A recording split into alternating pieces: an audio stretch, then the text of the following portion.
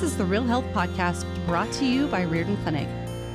Our mission is to bring you the latest information and top experts in functional and integrative medicine to help you make informed decisions on your path to real health. Welcome to the Riordan Clinic podcast. My name is Dr. Kirsten West. I'm a naturopathic oncologist at the Riordan Clinic, and I am so happy to be joined by Jen Nolan, the owner of Remission Nutrition, who also serves as a nutrition advisor at the Riordan Clinic. And today we're talking about something that sits very near and dear to both of our hearts and truly is a core thread that runs through everything we do, and that's the nervous system. And we thought that it would be better to sit down and have a real and honest conversation about it instead of a lecture, because the nervous system deserves so much more than a lecture. And we hope, and this will be part of our exciting Thrivership program coming up at the Riordan Clinic. So Jen, when did you start to see that the nervous system was showing up in your work and something that you couldn't ignore? I feel like I really recognized it pretty soon into my work with people that are going through a cancer journey or people who had maybe high risk factors for cancer that were really, really in that fear place. And then even after, when we're talking about Thrivership, people post, and then we're going to talk a lot about that today, but after they've gone through treatment, the scanxiety, that common word. So I really started to notice it, and I was like, what can we do to help people? Because we can talk about, food all day long. We can talk about toxins in the environment all day long. And if we're not talking about the nervous system, then how can we heal? People are in such a state of angst, right? And so it became pretty clear pretty early on. And I've just been really trying to round out my practice so I can help people in that way as well. It truly is kind of like the elephant in the room. We're so busy focusing on supplements, like you said, like food, all of those tangible things. But if we don't really get to the core of what could be continuing this feedback loop of not necessarily grabbing that thriving aspect, we're not going to get where we want to be. Exactly. So it's a really important topic. And one I don't think we talk about enough. So, I think it's important to talk about the nervous system and what it entails. And there are two arms of the nervous system that I think many people are familiar with. And the first is the sympathetic nervous system. And that one kind of has gotten a bad rap because it is that fight or flight stress response. But the thing about the sympathetic nervous system is it's actually quite brilliant because it's kept us alive. The problem with the sympathetic nervous system is when it becomes chronically activated. And that typically starts with high cortisol, which in the long run can lead to low cortisol, which can be equally an issue, but we can get into that. It causes increased inflammation, immune dysregulation, GI disturbance, poor sleep, et cetera, et cetera. The list goes on and on. Whereas you have the parasympathetic nervous system, which is rest, repair, digest, and that's where healing happens. So the question becomes, how can we tell where we're at? Are we accessing sympathetic? Are we accessing parasympathetic? I think we all know when we feel stressed, we're definitely in the sympathetic. But there is a measurement we can use called heart rate variability, which measures the variability between heartbeats. So one way to think of this is that high heart rate variability means that we're very adaptable to the world around us. We have more resilience, whereas low heart rate variability means that we're not as adaptable. We're kind of stuck in this gear, and typically that gear is a stress gear. So this is something that's important. I think the way that I understood this the best was we need nervous system capacity to be able to run from a tiger, but we also need the nervous system capacity to sleep at night. So if we can't do both equally well, something might be wrong. So true. So it's almost like getting stuck. So we don't want to get stuck in that place. Exactly. And so in integrative cancer care, we know that people who have a high heart rate variability actually do better. They tolerate treatment better. They manage stress. They're more resilient. Whereas those patients who have a poor or a low heart rate variability may not do as well. They may have poor outcomes. Mm.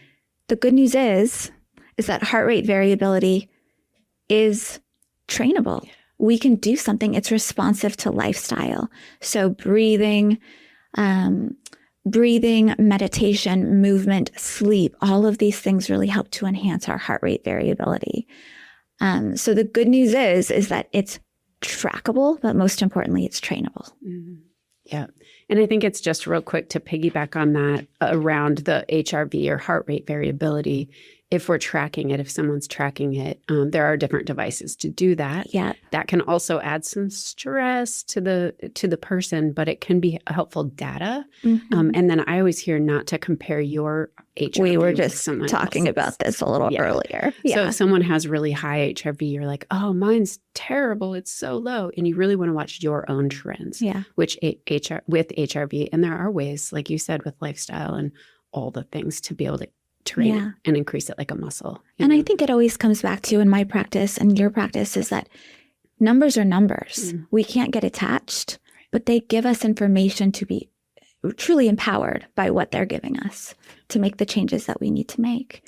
What is that saying?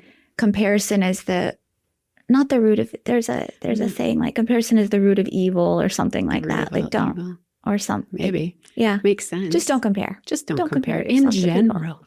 In general, right? Yeah. Just a life lesson. Exactly. So, I like it. Yeah. No, that's good. Yeah. So if someone were, like wide awake, jazzed in bed at night and they can't sleep, is that the sympathetic nervous system? That's the sympathetic nervous system. Yeah. The parasympathetic's kind of hanging out and the sympathetic is on board. Right. And so you can't calm down. You can't get to sleep.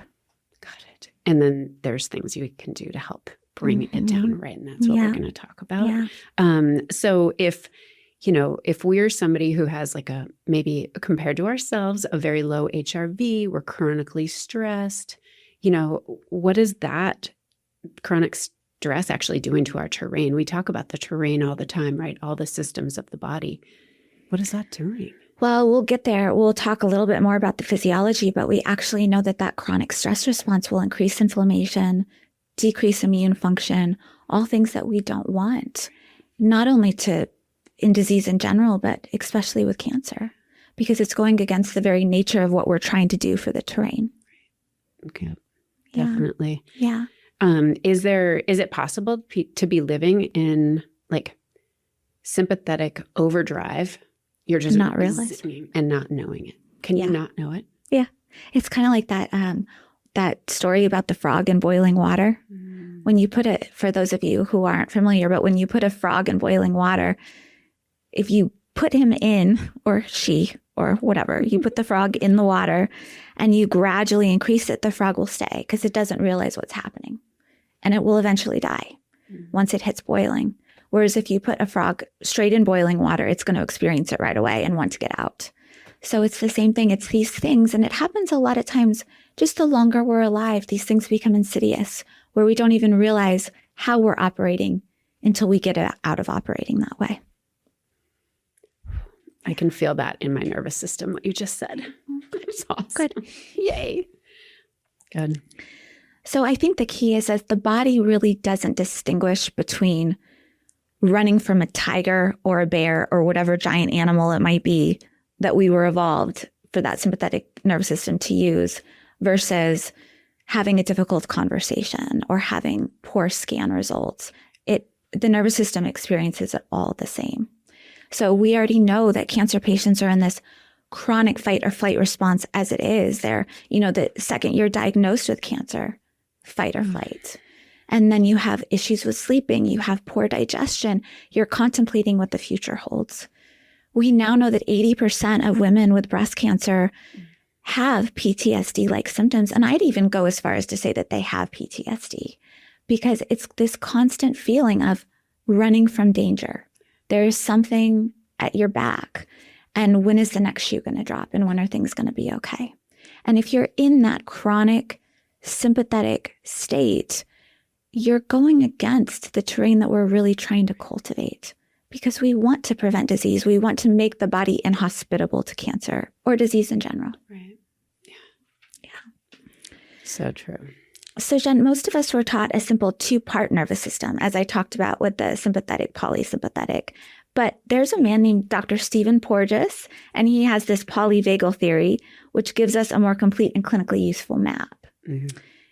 I know you're trained in trauma-informed somatic work. Can you walk us through the polyvagal theory and what it means for people in our program?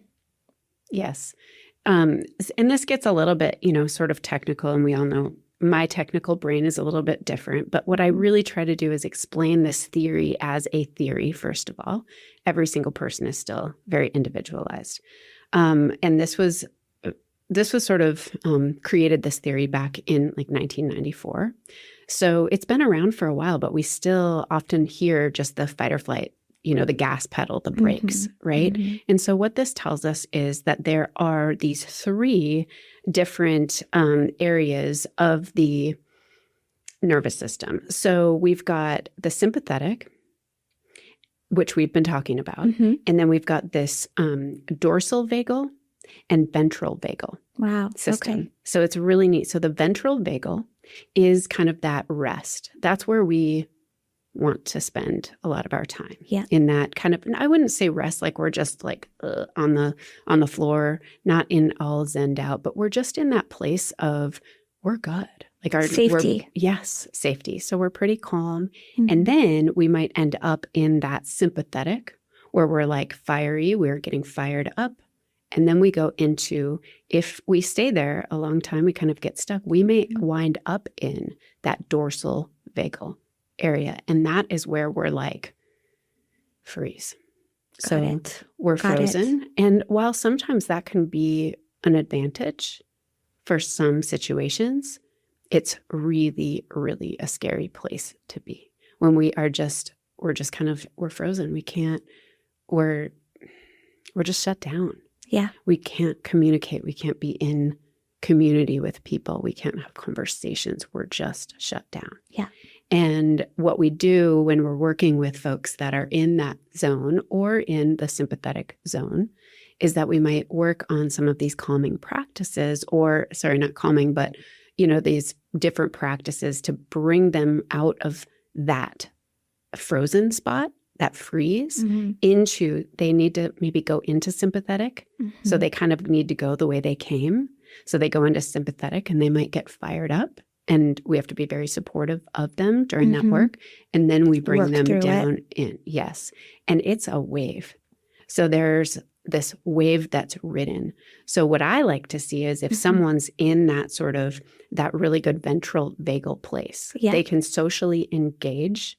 They are waving in that, right? It's not just, they're waving in that.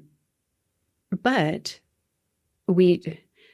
I'm sorry, I just lost my train of thought with that. So they're there, they're waving. They might dip into that sympathetic place. They might go way up here. Mm-hmm. So there's different places to be, but where we want to be is down here. Again, the point is that's where healing can happen.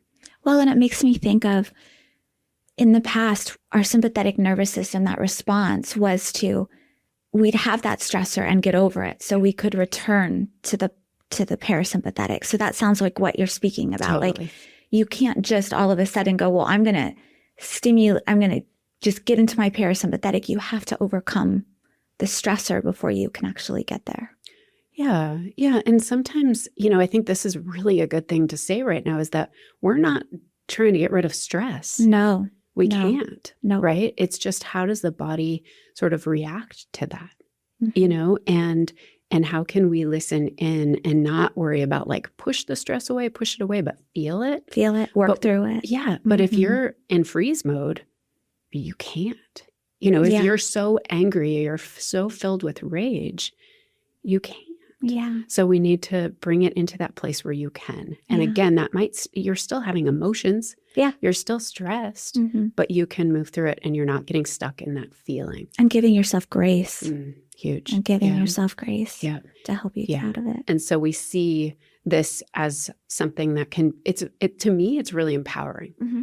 Oh, I would agree. Like I said before, we can talk about food all day long. Mm-hmm. And sometimes people are in that really sympathetic place when they're talking about food. I hear that all the time. Yeah. And then they're stuck. Yeah. And then it's like, then it really doesn't matter. Yeah. Right. So Yeah. let's get you in a different place. Yeah. And that takes, I think community is Oh, so community important. is big, because I think these patterns lead to isolation. They do. And a diagnosis of cancer is already so isolating.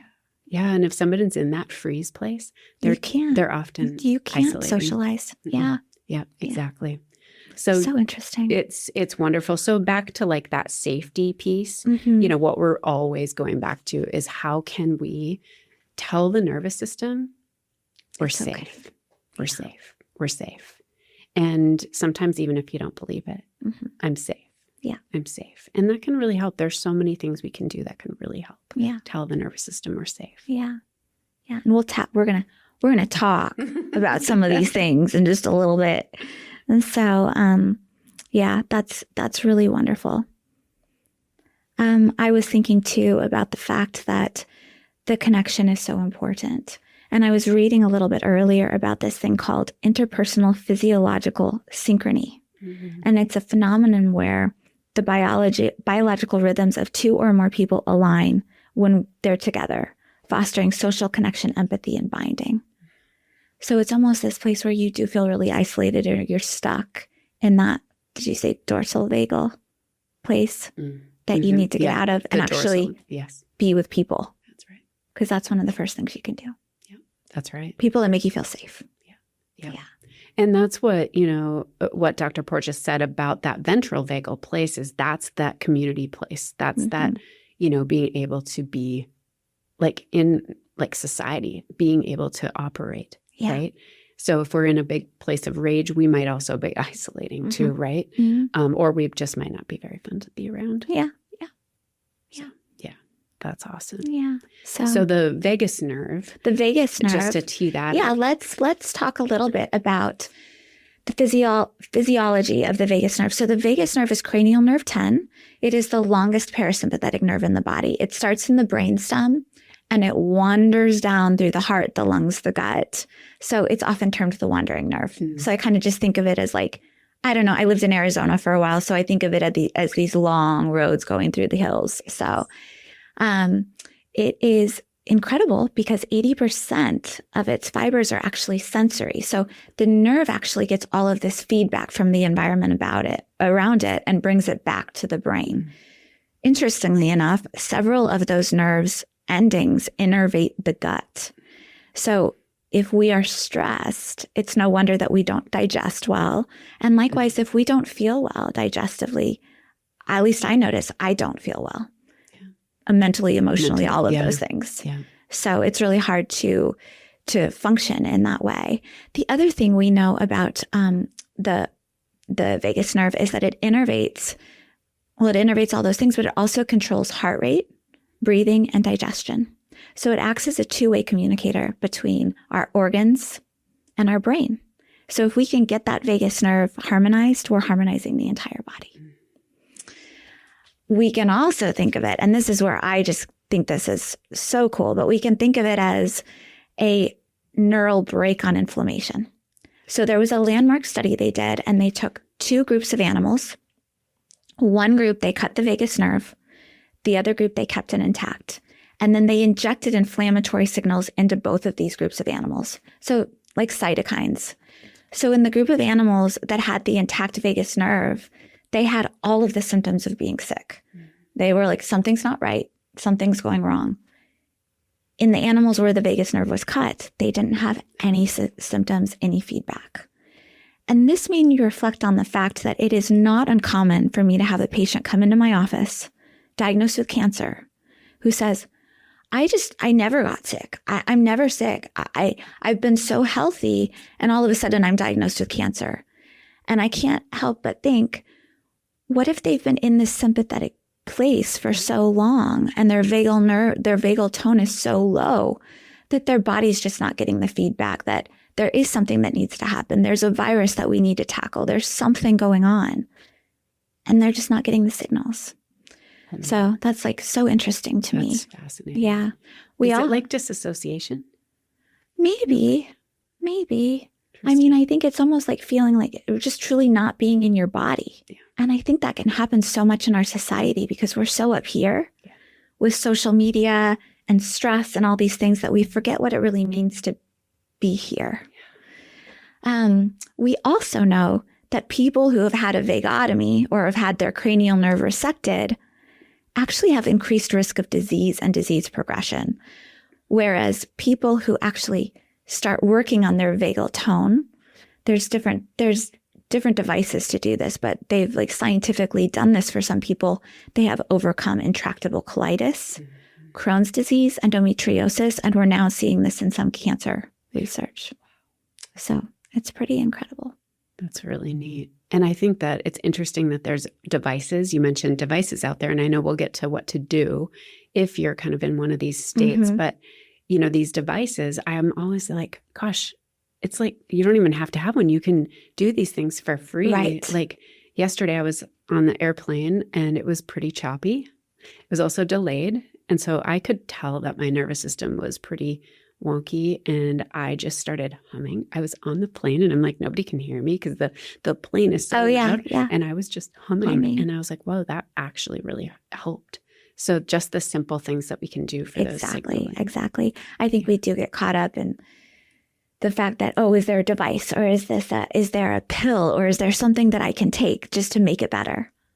But we're already gifted with these things that we can use. Yeah. So it's just the innate, that innate wisdom. Yeah. So just coming back to it. Yeah. And so if somebody's like you mentioned like being on the phone, being on the computer, being on, you know, whatever social media, those are newer things to us. And so it's harder to find those innate things in us and connect to our nervous system is just trying to do the best it can with what it's been given. That's right. So but the thing about all of this is that what we realize is that vagus nerve is a direct lever into the nervous system and into our health. So it's pretty phenomenal that we can utilize it. It really, really is. Yeah. That's neat. And with the, you know, that polyvagal theory that I was talking about too, I mean, that's the basis of that theory is the vagus nerve, polyvagal theory. So just to kind of button that up. But it's really, really powerful. Yeah. So I think we can say in a nutshell that people with a strong vagal tone, which is reflected in that good heart rate variability, tend to have a better prognosis. The vagus nerve is one of the best ways to influence the tumor microenvironment by decreasing inflammation and increasing immune function. And then we also know that a lower vagal tone tends to correspond with poorer outcomes. Yep. Yeah. Wow. Yeah. So powerful. You know, to think a little bit about the mental health connection and all of what we're talking about in a cancer diagnosis. I think it's really important to touch on that. You know, there's such a aftermath, right? And again, it goes to this, like what we said before too. It's like, have they been just diagnosed? Are they post-diagnosis, post-treatment? Where are they on their journey? Really important to use some of these things that we're talking about. So that low vagal tone, again, it's like a muscle. So if you can improve vagal tone, you can hopefully improve your experience, your journey, the way that your body reacts. How incredible is that? And that's that empowerment. And it probably becomes most important when you're done with treatment and you're done with, like, when people tell you, oh, you're in remission. Well, there's always that fear, right? And I feel like there's always that kind of, you know, keep saying tiger, but something that is like, is it still there, or am I good? And so that's where I think really harnessing this and really working to strengthen that vagal tone is most important. I agree. Yeah, that tiger. I was thinking about something that is talked about a lot when somebody is, and back to going through treatment, you know, they talk about this poison that I'm going in for my, that's a reframing. That's a reframing. So if we can even change the way that we're speaking, remember that the vagus nerve is also listening. So that's this, like, you're in trouble signal. You've got poison coming in. Yeah. So how can your nervous system be okay and feel safe? So I'm always like, you know, can we reframe it? And I know I love this. Like, this is your healing love potion. Yeah. You know, and I know that's maybe like sounds ridiculous for us to sit here and say when we're not sitting in that chair, but really like, this is your healing love potion, just like, IVC or something else. I think people think of that as healing love potion because it is, but it's really important, that reframe and just the signals that we're sending through our thoughts, through our words. Exactly. Our eyeballs, what we see. Oh, one of my favorite quotes by Dr. Wayne Dyer is, when you change the things you look at, the things you look at change. I love it. Me too. So if you're looking at the pretty things, that's what you're going to see and what your nervous system is going to see. It's kind of like that, man, we could go off, but like the secret, what is it? There was that documentary about the secret attraction, or how what you think about is what you draw towards you. You bet. So we're powerful beings. We really are. I think we forget. I agree. So I think, just knowing that emotional resilience, that's one of my favorite words, is that resilience. When our vagal nerve is toned and we're using it and aware of it, that's part of it, right? The awareness, then, we're in that resilience, place of resilience. And that means we can heal. We can heal. And we've got, it's like this empowerment. There's that word empowerment again. Yeah. And then we're in it together. Exactly.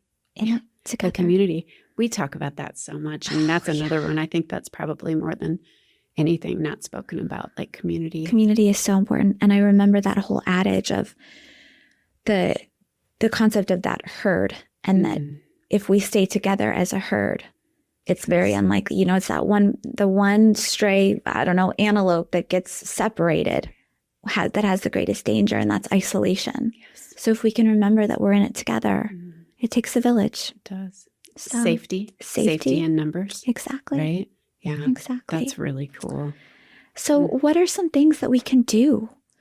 My favorite this part. Is the fun, this is the fun, rubber to the road. Exactly. What do we do for this amazing vagal tone and incredible heart rate variability? Love it. So one thing that I'm going to show you that I just learned the other day, and I actually did this on the airplane too, is, and this is really great for kids too, when they're feeling like super stressed, and make a little butterfly with your hands. So you hook your thumbs and then you just tap alternate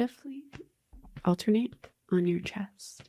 Oh, that's easy. Isn't it lovely? Yeah. And it just is really nice. It just calms and tells, it's about telling the nervous system, hey, I'm safe, I'm here. There's also tapping on the sternum. That can be a really helpful thing. We know breath is huge. And one of the best things about breath, and anyone can do this, but the most important piece about breathing is to make your exhale longer than your inhale. And I used to do this in medical school with my stethoscope. I used to put my stethoscope here, and I'd take a breath in, and my heart rate would speed up. So your heart rate always speeds up when you're breathing in. And then as you breathe out, it starts to slow down. So it's almost like you think of breathing in as your sympathetic and breathing out as your parasympathetic. So just make sure that your exhale is longer. And you're tapping into it right away. Exactly. Right. You're practicing this, right there. And then this boom, boom. Exactly. Boom, boom, boom, right? Yeah. I love that practice. Yeah, that's really good. And there are so many different people are like, oh, you have to breathe this way. You have to breathe this way. And, that's great that a lot of people are talking about it. Find what works for you. But, I love the longer breath. The other one that I do is I'll breathe in through my nose and I'll breathe out like I'm, through my straw. Yes, like I'm blowing through a straw. And I love that one too. Just, anybody can do that anytime. No. Breathing is just great. But we do it all the time. But I think if we can actually hone our intention into actually the act of breathing, it just brings us back. It's so true. We're all alive. Yeah. And even like singing is another thing. Humming, like I was mentioning earlier, dancing. Like I think sometimes people think, oh, if I'm going to go love on my nervous system, I have to go meditate for 6 hours. No, and it's not the truth, right? No. Like meditation's amazing, and there are so many things. It's not always about like I said, zenning out. Right. It's about being safe, and we can be safe out on a trail in the mountains. We can be safe driving in our car. We can be safe coming into a meeting. we can't always be in meditation all day. No, we cannot. Yeah. But I think you bring up a good point about being in wilderness because trees actually put off phytonicides. I always say it wrong. But those, I think, are direct communicators to our vagal nerve. So just the act of being in the forest, which is what they actually prescribe in Japan, they prescribe forest bathing, is probably a direct lever into stimulating the vagus nerve. Well, and think about nature and think about what, I just got goosebumps. Think about what those trees look like and what the vagus nerve looks like. Oh, yeah. Like there's this. The law of similars. Right? Yeah. It's so cool. It's so cool. Oh, that's beautiful. Yeah. I just received a book from a girlfriend that was How to Be More Tree. Oh. Isn't that cool? So yeah, how can we connect to nature? Yeah. Huge. That's cool. That's really neat. Yes. There are a couple. So we talked about the deep breathing, the humming, gargling. Yes. Gargling. So enjoy your mouthwash or just water or whatever. Just take advantage. Your clean mouthwash. Yes. Yes. Cold exposure. So, and then yoga. And there actually was, and I actually read this. I think it was a Medscape article. And I was like, oh, interesting. Like this is on like a Medscape article I'm getting in my email, but they did a study and they saw that people who did more high intensity interval training actually had increased resilience to stress. So that if something happened during the day, they were able to overcome it that much quicker. And I think that absolutely goes back to that heart rate variability. I was just going to say. We're training our heart, like we are giving ourselves that stressor so that we can come back down, but we're giving ourselves, it's like that hormetic, we can use this to be better off later on. Yeah. So, and, different from like that high intensity interval training, different from that, like I'm going to go run on a treadmill for 60 minutes and never change the variation, right? We're just cruising right along. So giving those bursts are really cool. Really important because it helps to train. Okay. We're here and then we're here. So we're ping ponging back and forth. Yeah. Yeah. So. And speaking of ping ponging, we could play. I'm just kidding. We could do yoga too. Yoga. So we've got this one thing, and then we've got this other thing, and it's really important. So I have to read. We got to talk about some of these statistics just to get a little bit more scientific for a second. But they actually did a yoga study over 8 weeks, and they found out that it had people had a 72 decrease in depression, 75% decrease in anxiety, 75% decrease in anxiety, 82% decrease in insomnia. 77% increase in quality of life. Wow. There's no drug that does that. Nope. No drug. Nope. So, do I have to go to a yoga gym if I don't really like to, or can I? No. I think of truly just stretching and moving your body and not just laying in Shavasana the whole time, but like actually, I know, but actually moving. And in the beginning, it might be helpful if you haven't done yoga to like have somebody to help teach you. To make sure you're doing it safely and yeah. And I think too, like thinking about like sun salutations are one of my favorite because it's something to do in the morning. Then you can get that early morning light. But always doing everything within your, obviously, ability. Because if you're pushing, which is what I end up doing because I'm comparing, I go to a yoga class and then I'm like super sore when I get back. And I'm like, was that really good for me? Yeah. Was that ego or was that like what I was not trying to do for ego? Yeah. Exactly. Yeah. Yes. And they did, they actually, and just to piggyback on that, there was a study and they looked at yoga and stretching actually increases GABA secretion. So that could be part of the reason why we get into more of that Zen feeling. That's cool. The other thing I'm thinking about is with, if I'm in a really like not so great state, I'm in that state of like rage, that sympathetic, or I'm in that freeze mode, getting out of that, I'm not going to just do one of these practices right off the bat. I'm going to be gentle and get myself out of like kind of moving. Exactly. That's super important. Coming back to what you were saying, like we have got to work with the rhythm here instead of being so, well, I just have to do this right now. Totally. And I think it's back to like that, assessment model. So if we have somebody just like when you do or we do at Remission, like we're we're assessing. Yeah. We're seeing where they are, and then we are meeting people exactly where they are. Yeah. And then we move gently out of that place if we can. Yeah. That's kind of how I look at it, and I think that's really important. It's a co-learner philosophy, right? That's right. Being together. Yeah. Working together. Mm-hmm. Yeah. We are all teachers to each other. That's right. We sure are. Yeah. And our body is teaching us too. Exactly. So Exactly. Yeah. So I mean, I think, gosh, I feel like the quote that we were talking about is it's neat. It's not quite a quote, but there's a woman named Deb Dana who wrote The Polyvagal Theory in Therapy. Okay. So this is used a lot in, various forms of therapy.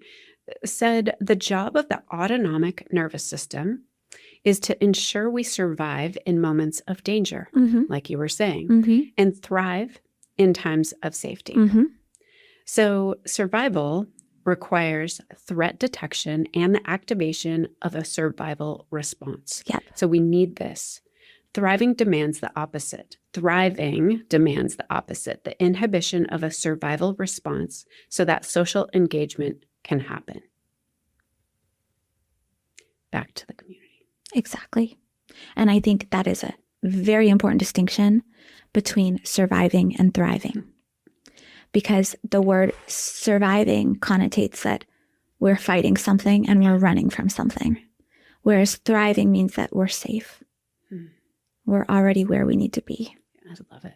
So, and that is, something I keep getting goosebumps. And again, that's just the body. Like if you're feeling those goosebumps, it's hitting you, right? It's your vagus nerve. Yeah. But I think it's so beautiful that that thriving word. And I know that there are a lot of people out there that talk about the word survival or survivorship. It can be a little bit triggering. It can. And so that thrivership is like it takes a lovely word. It takes the weight off. Yeah, and it empowers. It's empowering. It's in us. And so there's so many amazing things we can do for our nervous system, and we kind of scratch the surface. We have. Well, and I think it's also important for people watching this or listening in to know that, these are all, I remember I used to read self-help books. That was like the aisle I would be in Barnes and Noble, or when bookstores were more of a thing. But I remember just spending all the time in the self-help books, and I actually would get these books and feel more depressed reading them because I'm like, man, I am really failing at this. So I think it's a really important distinction that people who are in sympathetic overdrive and they're trying to do these things and they just feel like they're coming against a wall, you're not flawed.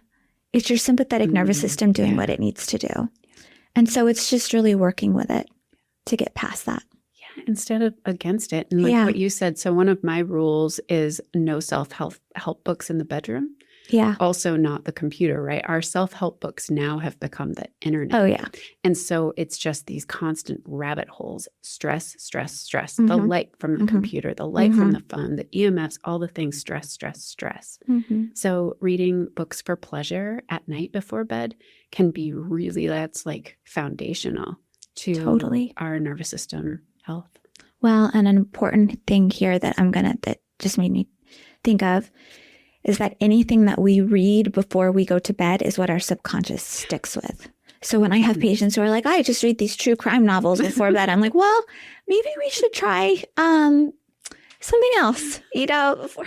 But like I used that in medical school when I couldn't remember something. I would be like, all right, I'm going to read this and take it. It was a great excuse to take a nap all the time. But I would read something and then take a nap, and then I remembered it. That's amazing. So I think that's really important for people to know that before you go to bed, expose yourself to something that's not on a screen that is positive, because that's what your subconscious is going to take with you as it repairs at night. Yeah. And there's so many like sleep, meditations we can listen to, and also that simple act. We could go on about this for hours right now. That simple act of gratitude. Totally. What are 3 things that I'm grateful for? Yep. And why? Yep. Go to bed with that. Share it with your sleeping partner or your kids or something like that. Exactly. Yeah, it's really beautiful practice. Powerful. Yes. So I think the thing here that we need to really say about all of this is that we survive in danger. We thrive in safety. Our nervous system is working so hard that it's time that we work with it gently, curiously, and with a whole lot of compassion. And that's really what we're building here. Yes. I love it. Yeah. Thank you. Thank you for listening to the Real Health Podcast. If you enjoyed this episode, be sure to subscribe and leave us a review. You can also find all of the episodes and show notes over at realhealthpodcast.org. Also, be sure to visit riordanclinic.org, where you will find hundreds of videos and articles to help you create your own version of real health.